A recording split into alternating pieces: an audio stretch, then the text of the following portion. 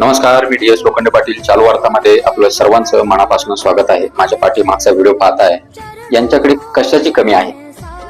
पैशाची कमी आहे? नाही. हेल्थ एकदम ओके. प्रसिद्धी जगभर.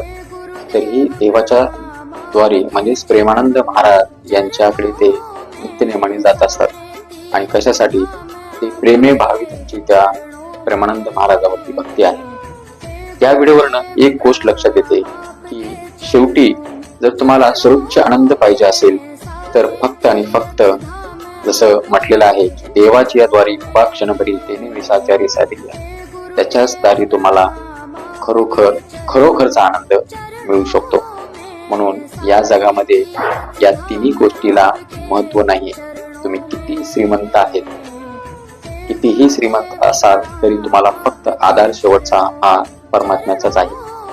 तुम्ही किती प्रसिद्ध आहात यालाही महत्व नाही, कारण कितीही तुम्ही प्रसिद्ध राहा, शेवटी आधार हा तुम्हाला परमात्म्याचाच आहे.